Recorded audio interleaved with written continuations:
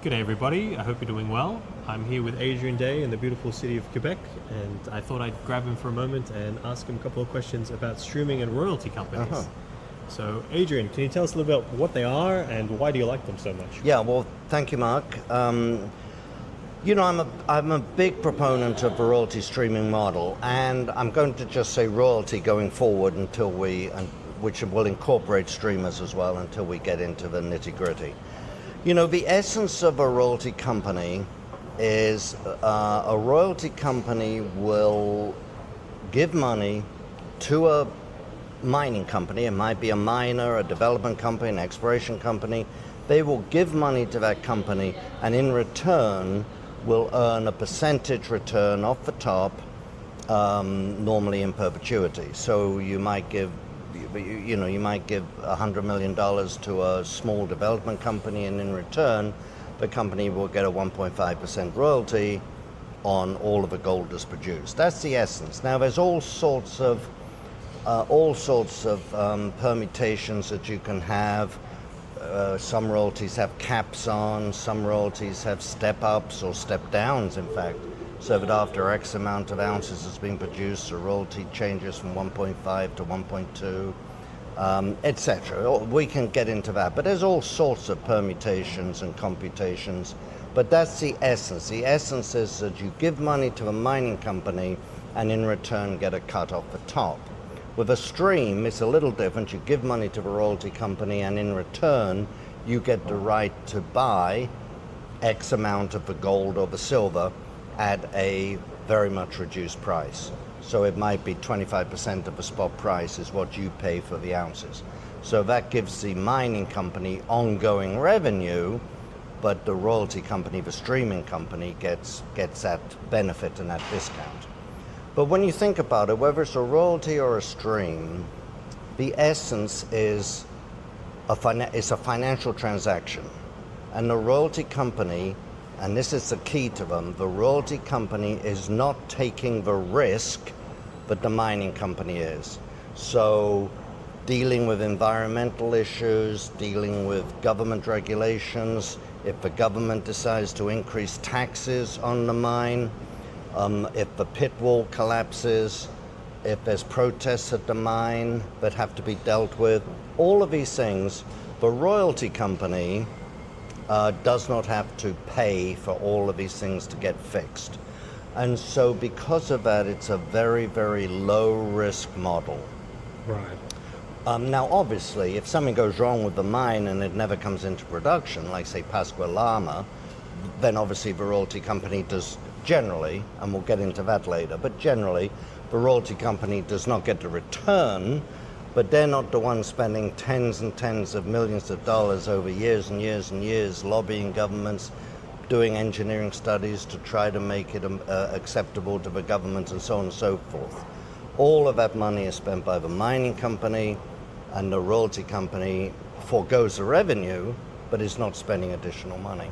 So royalty companies tend to be a very low-risk business model, and what really attracts a lot of investors to them is that they are low-risk investments, and they tend to do particularly well in a bear market or a down market. They will tend to fall a lot less than the highly leveraged mining companies, and we've seen that over the years from 2011 to 2015. And we saw it in 2008. The royalty companies will tend to drop a lot less. Right. And do you think that they also have the ability to participate in a bull market? I know that they're always said to, or people expect them to underperform, but that's not necessarily the case. No, right? That's not true at all. And that's an excellent question, because there's this huge misconception among a lot of investors, and I get it all the time. Oh, yeah, you were right to own the royalty companies when gold was weak, but now we want more leverage. Okay, so let's look at the leverage that a royalty company has. First of all, when a mining company buys a royalty, they will, let me back up, sorry. There's so much to talk about with royalty companies. Historically, most royalties, if you go back to the 1980s, 1990s, most royalties were plain vanilla, and they were what we call legacy royalties. So it might be a rancher, gave a mineral rights to a mining company, 40 years later, the rancher's dead, his son or grandson has this royalty, and the mine comes into production, right? But it's a legacy royalty, and it'll be a plain vanilla 1.5% on all of the gold ever produced from the mine. As the industry, the gold royalty industry developed, then people started negotiating royalties.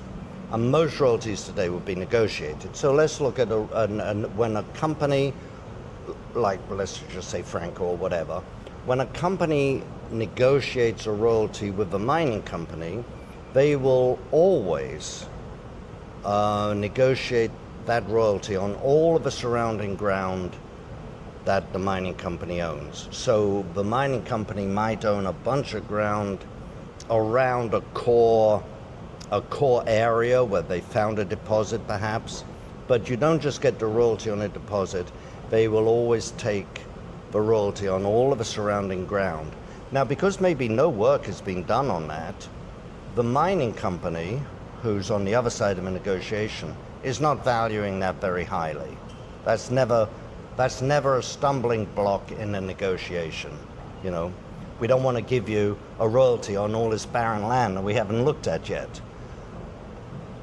But as the mine is built, as the mine is developed, and then the gold price moves up, and the mine starts to peak and production goes down, the mining company starts to do brownfields exploration. And they find another deposit. And the royalty company gets a royalty on all of those additional deposits 10 years, 20 years, 30 years, 40 years later without paying another penny. Brilliant. I don't know about you, but I call that leverage, don't you? Yeah, I know a few of the royalty companies we're talking to here at this conference. They're doing quite well because a lot of the mines they've done deals with, the mines needed 4 grams per ton on their main ore body, but now that the gold price has gone up a lot, they're able to expand because they can get by with 1 gram per ton. That's another part of the leverage. And of course, as the gold price goes up, then the company is much more willing and eager to spend money on expansions, on the brownfields exploration, and even, step-out exploration.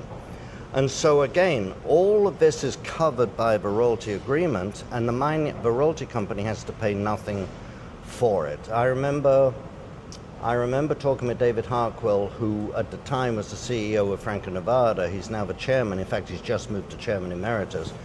But he was the CEO at the time, and he made an interesting comment. This was in like 2004, 2005. He said, we've got royalties on 300 pieces of exploration ground. He said, I don't know which of these is ever going to become a mine, but I can tell you that if gold goes to $2,000, which shows you how long ago it was, if gold goes to $2,000 an ounce, at least 10 of these will become mines. And again, they spend nothing more on it. So the leverage is really, really quite strong. You also have things that are called net profit royalties, which are less common now, frankly. There are some legacy net profits where the royalty company gets a percentage of the net profits. They're not so popular because there's always debates about what exactly your profits are, and it makes the accounting more difficult because the major company, if they borrow people to put into it, they have to account for all of that, borrow people from another project and so on. So they're not so popular. But I remember the Deep Hemlo, again, Franco had a net profits on the Deep Hemlo, 20 years, nothing. And then when gold went to $900 an ounce or something, suddenly it made sense. They had profits for the first time. So no, the leverage is fantastic with royalty companies. A royalty company may not be your best performing stock over a cycle, over 5 or 10 years. The company that makes a discovery, goes from an exploration company to a discovery to a mine, is probably going to do better. But the royalty companies will tend to give you better than average performance at much lower risk. That's Excuse one of me, the Mark. things about being a money manager in the gold mining space is that the average doesn't do that well. I Well, think that's- especially for the juniors, right? That's a different question. We can get into that, but that's a different question. Let me just say one other thing about royalties that is very, very important. And that is that when you buy a royalty, you are getting exposure to multiple projects and to multiple projects at different stages of development in different jurisdictions and with different counterparties. When you buy a mining company, even a good one, you might have a company that has 2 mines and 2 development projects. And they'll probably be in 2 or 3 different jurisdictions at the most. It'll be the same management team, obviously, for all of them. You buy a company like Franco-Nevada, they have revenue, are you ready for this? They have revenue from over 100 sources. 100 sources. And they have royalties on non-producing assets, so development, exploration, moose pasture, frankly, on almost 400. So, but just look at the producing ones, and many of those 400 are advanced exploration or will come into production. But just look at the producing ones. Think about the diversification that gives you. It gives you mines in all of the provinces in Canada. It gives you mines in a couple of jurisdictions in the US, in 2 or 3 countries in Latin America, in Australia, as well as in a couple of other countries around the world. You're getting extreme diversification of assets, extreme diversification in geography, and then you look at the partners, the people who are running the mines, you know, Barrick and Newmont and Agnico and Kinross and IM Gold. You know, you've got exposure to multiple management teams. And so the diversification is a very, very important factor of the royalty companies that is often overlooked. And so if something goes wrong at one particular mine, you know, Mali wants to renegotiate the agreements that they have, and, you know, this mine shut down for 6 months and this one shut down for 3 years, well, Franco won't get the revenue from that mine for that period of time, but it has 99 other projects where it's getting revenue from. So that is a very, very strong appeal, very strong advantage of a royalty model. You're also getting different types of geology, I said different countries, of course, so different country risk. And that's one reason, Mark, and this is important for people to understand about royalties. This is one reason why size really does matter. Bigger really is better. And that's because the larger royalty companies, number one, they're able to diversify more. There are some small royalty companies I know, I think the management team is doing a good job, but they've got 2 assets, 2 revenue generating assets. So your risk in that is obviously much, much more than in a company like Franco or Wheaton or Royal. So you get as you get bigger, then you can diversify more. And then of course the other thing size does, it reduces your cost of capital. So if, for example, you can have a process, right? Someone has a royalty and they decide to sell it and they will hire a bank to run a process, right? So everybody gets to look at it, everybody gets to bid on it. If I'll just say Metalla and Elemental. If Metalla and Elemental want to buy it, and so does Triple Flag and Osisko, that are a multiple of the size, and so does Franco or Wheaton, well, who's going to win? It's going to be Franco or Wheaton because their cost of capital is so much lower. And so the smaller companies simply cannot compete in processes with the larger companies. Right. And I know there's a lot of smaller juniors popping up now, and they're very attracted to the business model, so it's becoming quite a competitive space. Do you think we're going to start to see a lot more consolidation? Yeah, I think so. The problem with consolidation, both in royalties but also in exploration companies, frankly, and in prospect generator companies, the problem always is management that is resistant to merging and losing their job. There are exceptions, but you don't often get people who put their hand up and say, if the merger makes sense and I'm no longer needed, come at it. So normally you find management resistant to the mergers. And I know Tether has been very active in acquiring shares in a lot of the royalty companies. Do you think that they're going to start to look at gobbling up some of these juniors? Well, streaming companies? Tether, as most of the people will know, but for those who don't, Tether is a company, private company, that's behind the US dollar stable coin. That's the largest dollar stable coin. And they own about the 8th largest holder of US treasuries in the world, which when you think about, the fact that the Federal Reserve and the Social Security are number 1 and 2, then you've got little countries like Japan and China and Britain in there. For a private company to be the 7th or 8th largest holder is astonishing. And they have also now started a gold stable coin. So it's a crypto coin that you put on your wallet, whatever they call it, your crypto wallet, and you can trade a coin that is backed by gold. Phenomenal idea. I think it's going to be exceptionally popular. It's going to revolutionize, in my view, it has the potential to revolutionize, trading in gold and the ability to actually spend gold, right? And the ability to transfer small amounts around the world and so on.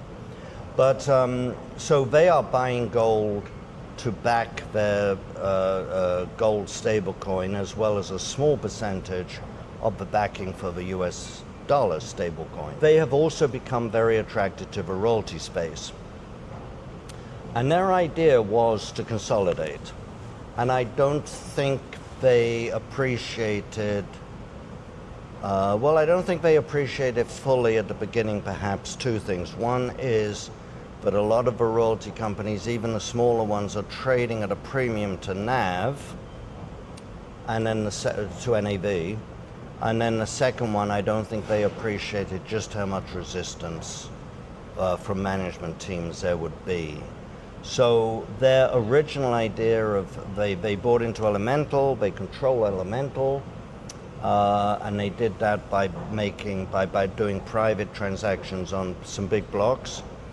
Including La Mancha that had about 35%. So after they bought a couple of smaller blocks of 3 and 5 and 8%, and then they went out and bought the 33, I think, percent interest shareholding from La Mancha, then they became the controlling shareholder. Then they negotiated, orchestrated, whatever word you want to use, a merger with EMX Royalty, which was another substantial royalty company.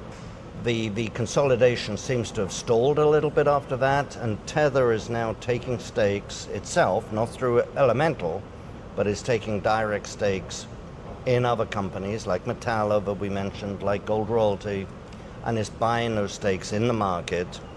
It's now got over 11% of Metalla, for example, but it is purchased in the market. And it's unclear where this is going to end. I can speculate, but it's unclear where it's going to end. Okay. And I wanted to ask you as well about a lot of royalty and streaming companies. They have a lot of cash flows at the moment, whereas some of them have more of a bias towards a lot of the mines aren't cash flowing right now, but hopefully they will be in 10, 15 years, and they're trading at quite a big discount in the market right now. How do you feel about that space at the moment? Yeah, no, that's a good question, interesting question. I mean, I think an awful lot of it just depends on the quality of the assets and the price that they're trading at. So there are some royalty companies that will show up very, very well when you look at the comparisons with their peers on a price to cash flow. You obviously have to look at the quality of those cash flows and the projected length of those cash flows.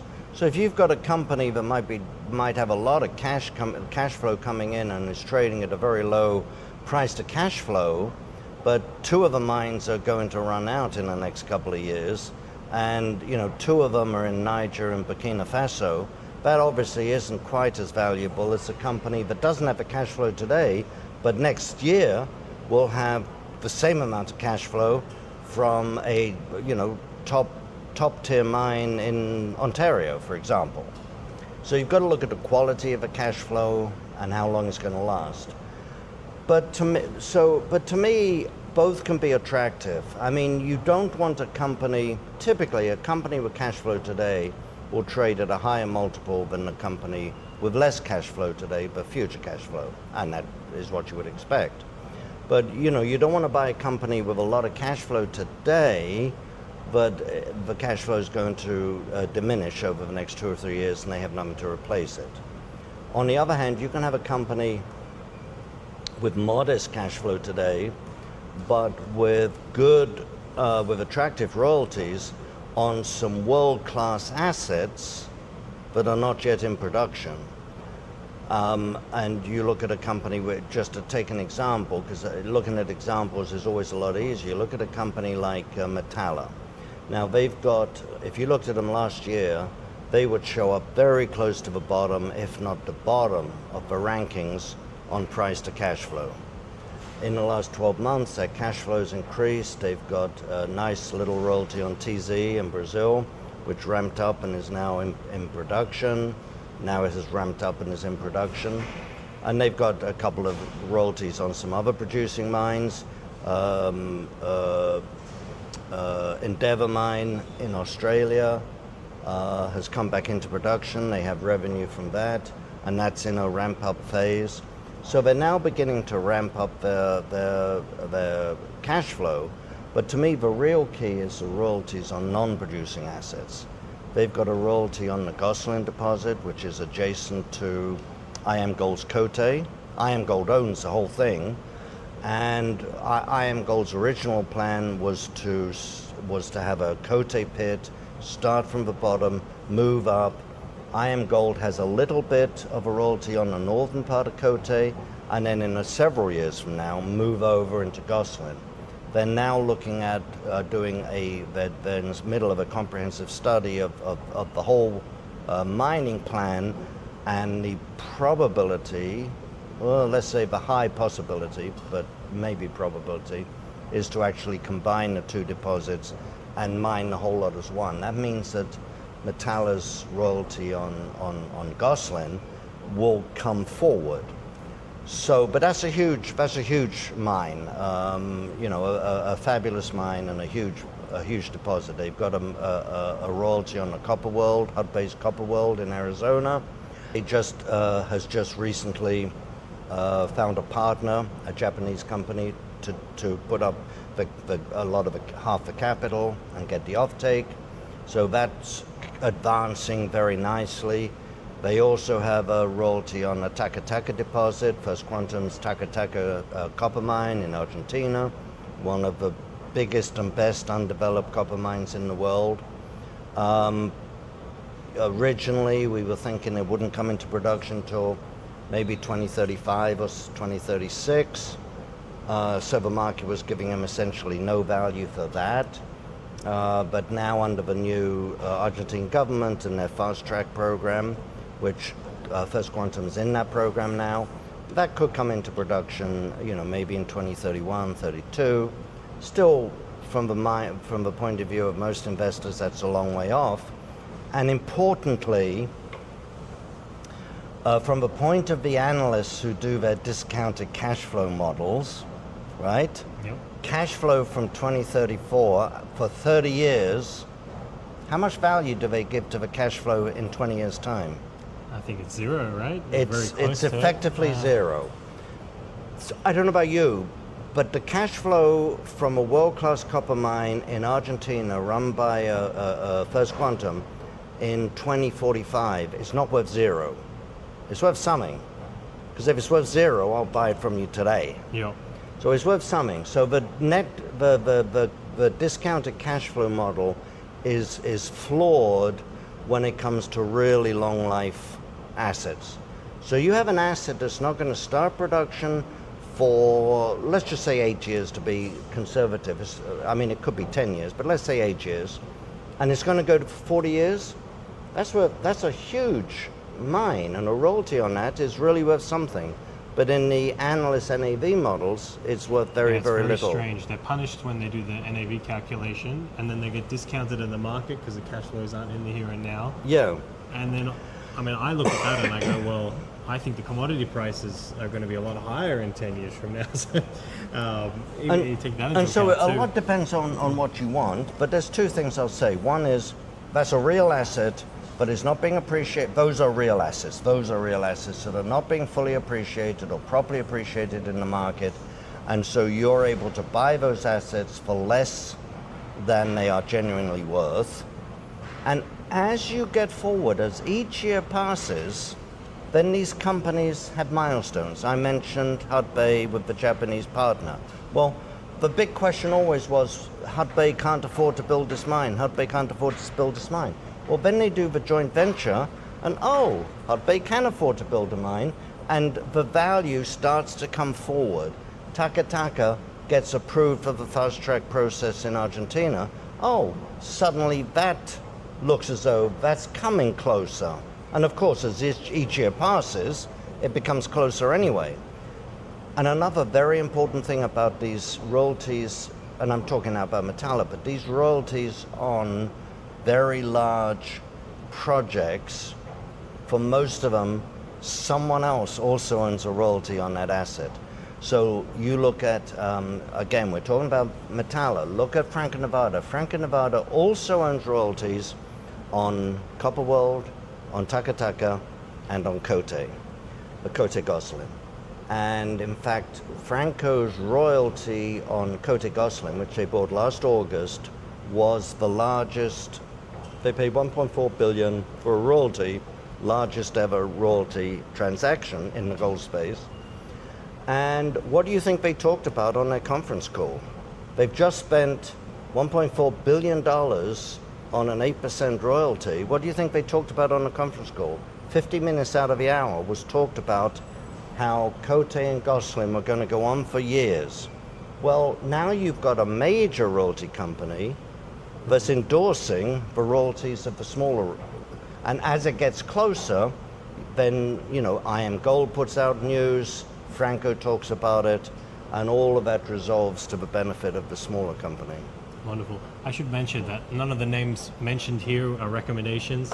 I know we'll have to put in the proper disclosure at the start or the end of the video. Well, I'm trying to give examples. Yes, of course. No, you're right to say that, Mark. So to answer your question, I mean, I think it's a question of what kind of investor are you, what's your time horizon, but it's also a question, frankly, of just what the discount is that you're paying for.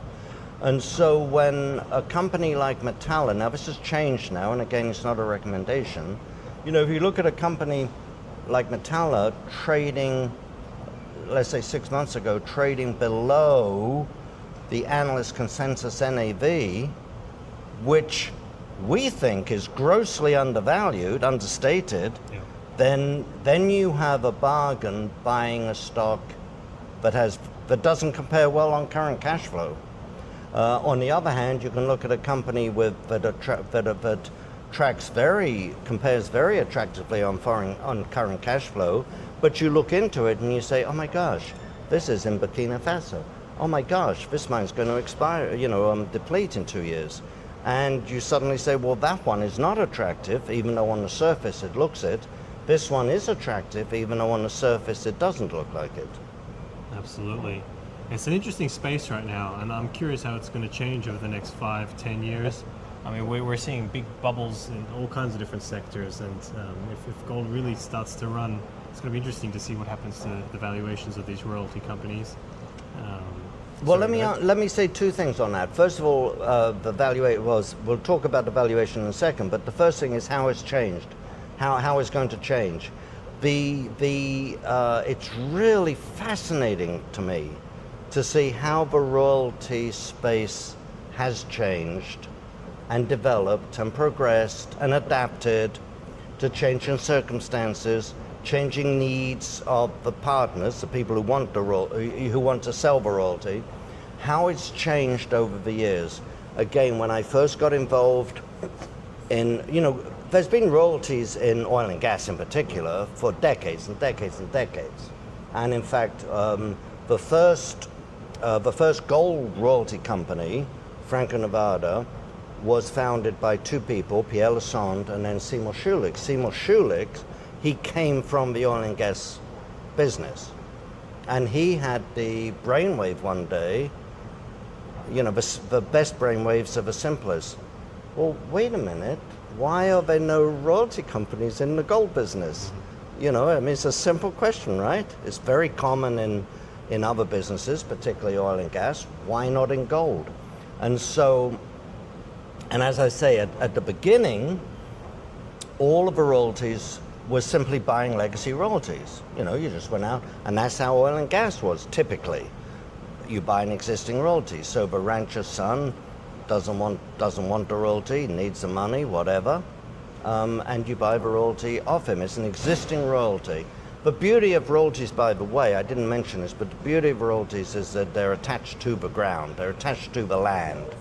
So it doesn't matter if the mining company goes out of business, goes bankrupt, changes hands, whatever, your royalty is attached to the land, not to the mining company, whereas a stream is a contract with the mining company. But anyway, so that's how it started. For many, many years, it was just buying existing royalties from, the original landowners and the original landowners' families. Then you had the idea of negotiating royalties with companies. But they were still very plain vanilla royalties, but you would just negotiate it with a company, often a development company, that wanted money. But anyway, over the years, you've seen the business change. Introduction of streams from Wheaton Precious Metals, that was a huge advance that made it more attractive to a whole range of companies. And you've seen all sorts of bells and whistles put on royalties and streams in order to, A, make them more attractive to the company selling, but also to defend the risks, to make them less, to maintain the low risk structure for the royalty company. So for example, with streams, Randy Smallwood at Wheaton has been in the forefront of making sure that the streams he buys have protections. So what does that mean? Remember, a stream is a contract with a company. So if you say I'm going to do this stream, you know, for 8% of your gold, we'll buy it 8% of your gold at 25% of the spot price from your mine, you know, whatever it's called, coffee can or something, not a real company, and then that mine doesn't work and the company shuts it down. Well, wait a minute, you've suddenly lost your investment. So Randy Smallwood has been very good at making sure they have protections, and every stream that his company does, I think I'm right in saying every stream, is backstopped by the mining companies' other mines. So that if this mine goes out of business or doesn't work, then you have a backstop, you still get your revenue from the company's other mines. So this is a good way to do it instead of having a royalty, because for American investors in particular, there's a difference in the way the IRS treats royalties and streams. Yeah. I know it's not your favorite topic, but do you mind telling the audience about that? Yeah, very briefly. That's the PFIC rule, the Passive Foreign Investment Company rules, which, as you say, are definitely not one of my favorite topics. It's a very arcane, these were rules that were introduced back in, I think, the late 60s or 70s to stop Americans setting up basically investment companies in offshore jurisdictions to do all their stock trading and to do it free. So if you have an investment in a foreign company and the IRS deems that the majority of their revenue is passive, not active, then you fall under the PFIC rules, which have onerous tax consequences, which we don't need to get into now, but let's just say they're onerous tax consequences. And the IRS, in its infinite wisdom, because we all know they're infinitely wise, has deemed the royalty income as passive income, whereas streaming income is active income. And that's because the theory is that if you buy a royalty, you don't have to do any work. I mean, gosh, you just got a royalty, there's no work. But if you do a stream, well, you have to track it every year, and pay money every year. So, you know. Got to work up a real sweat. So the rule is idiotic. I think the distinction is idiotic. But yes, and we don't want to get into PFIC rules here, but streams do have that tax advantage. And they also can be a lot more flexible for the counterparty. Now, you know, again, as I said, there's all sorts of bells and whistles being attached to royalties and streams.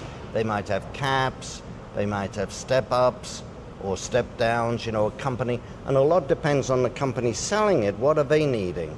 They might say, look, the first 3 years, we really want our outflow to be as little as possible to build up the mine. So you might get a situation where, you know, it's a 1% royalty until year 3 when it becomes a 1.5% royalty. But you might have the company on the other side of it saying, well, look, we're happy to give you 1.5 on our first 5 million ounces, but for goodness sake, if we spend the money and we find more, then you shouldn't really get 1.5, so it'll drop down. So it all depends on what the counterparty wants and what the royalty company is willing to accept. You also get increasingly, you get royalties as part of a financing package, so that Franco in particular is strong on this. They will often go to a company and say, look, we'll put 50 million of equity in, we'll lend you 100 million on these terms, and we want the royalty, right? And if we don't get the royalty, then we don't want to do any of the other stuff. The other stuff is simply to facilitate getting the royalty. But I think royalties or streams are now accepted as a integral part of any financing package. You can have equity, you can bring in a partner, you can get debt, or you can do a royalty or stream. Australians don't quite accept that yet. It's changing. It's changing, but I think up until recently it would be true to say that there was outright hostility towards the idea of giving away basically you're giving away the profit off the top for someone who's done none of the work. Yeah. I can understand that Australians don't like that. I think when you have a junior mine trading at 0.3 times net asset value and they've got to go to the market to raise money by selling their stock, I mean, it does make sense to get a royalty, and if they're going to value the royalty at 1 times that asset value, as some of them do. No, absolutely. And as I say, it's now given, particularly in North America, it is taken as just an acceptable part of a financing package. And depending on where your stock's trading, depending on who wants to give you a royalty at any given moment, you know, you might do more equity and less debt, or you might do more debt and a lower royalty, or whatever. It just depends on on what you can get from different counterparties at any given time. The other thing that's fascinating to me about the royalty business, as I said, originally it was just legacy royalties, then you start negotiating royalties. But the other thing that's fascinating is the use of the royalty proceeds, you know, to the counterparty. So originally, most royalties would only be traded when they were in production or very close to production. But then you got the idea of actually negotiating royalties on development companies to actually get the asset into production. And then you've had, Franco has been very good at this, buying royalties on non-producing assets, on exploration projects. And of course, you pay very little for that, and that's why they've got, you know, nearly 400 royalties on non-producing assets. Then after the big collapse in the commodities, all of the commodities from 2011 down to 2016, you had a lot of the big companies like BHP, Rio, who were genuinely getting into financially stretched, let's say. And so the royalties and streams came in for what we'll call balance sheet repair. It wasn't to advance a project, it wasn't to develop a project, it wasn't to explore, it was simply to repair the balance sheet of the major companies. And so you had Wheaton in particular and Franco, those two, who would put in $500 million, $1 billion simply to repair a balance sheet, and in return we'll get the byproduct. Remember, if you're BHP or Rio, you're not really interested in the gold byproduct, right? So, and you're less interested in the silver byproduct. And so Wheaton and Franco could do good deals and get the byproduct metals at reasonable prices. Now, of course, the big global base metal companies are not in need of balance sheet repair, but I think they are looking for. I think we're going to see some pretty big deals, just as we saw with Wheaton and Antamina, last month or the month before. We're going to see some pretty big deals where companies are looking for, $500 million, $1 billion to pay down their debt in order to develop new projects. I'm curious to see how this industry is going to start to change, because right now Franco and Wheaton, they're able to borrow money very, very cheaply, as most big companies are. But if interest rates start to creep up, and then you also have the change where right now the junior mining stocks are very cheap on a historic basis. If they're able to start raising money in the markets a little bit more, do you think that's going to start to shrink the overall royalty space, or do you think that's a long way away? Well, as I say, I think the way that the royalty companies have adapted over the years, because we've seen before at different times, people said, when the market comes back and companies can raise money, they won't be selling royalties to you. But they've been able to adapt and change to fulfill different needs of different sectors of the market at different times. And I just think that's going to continue.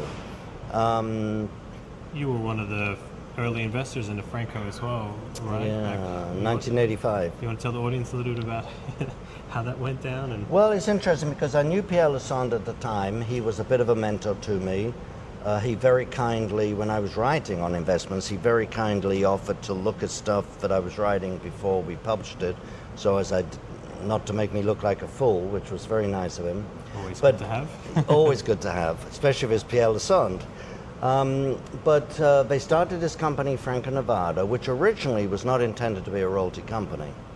So they did a mining trip out to Nevada. I remember we stayed in Las Vegas and saw a magic show on the last night. I remember that.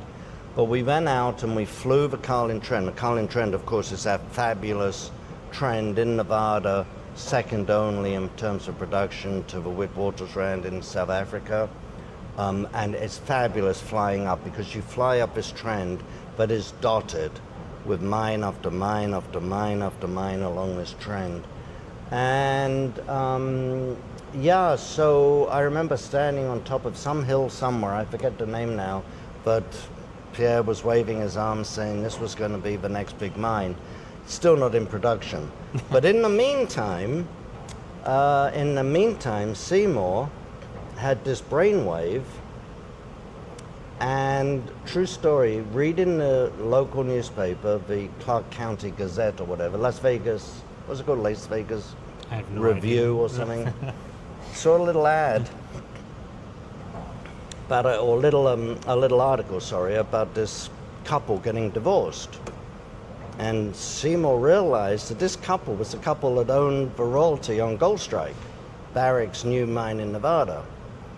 So he thought, if they're getting divorced, they might want to sell.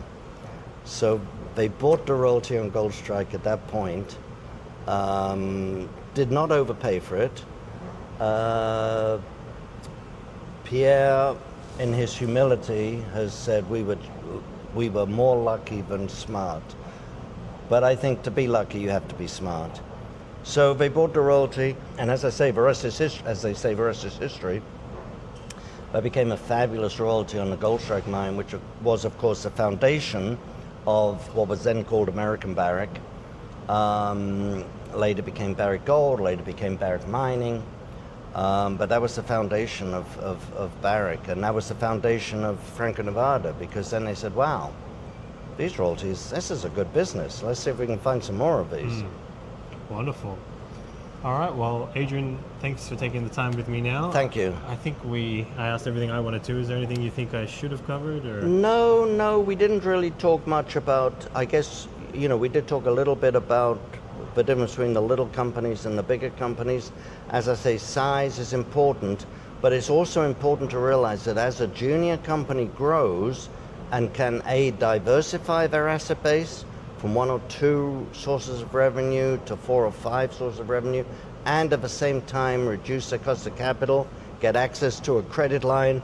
Remember, we've had meetings just this week with 2 junior royalties that have now got a line of credit with a bank.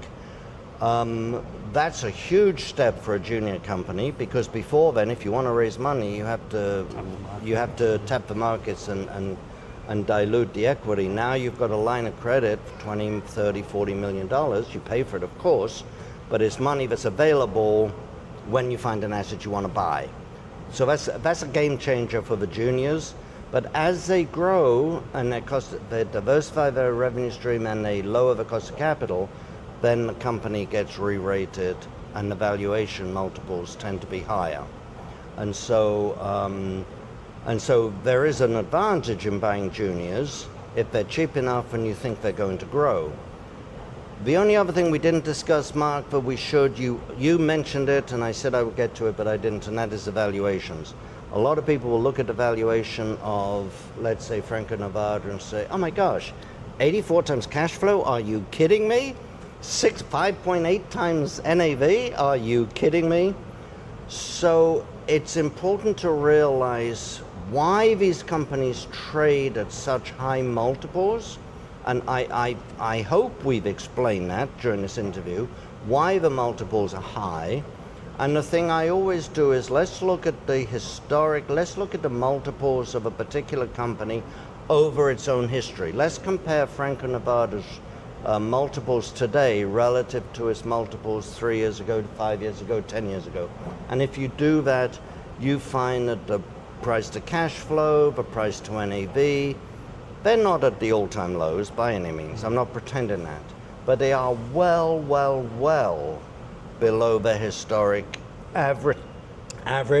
And on a price to NAV, Franco today, for example, is trading in the lowest 20 percentile of its historic, 40-year average, 40-year historical multiple, price to NAV multiple.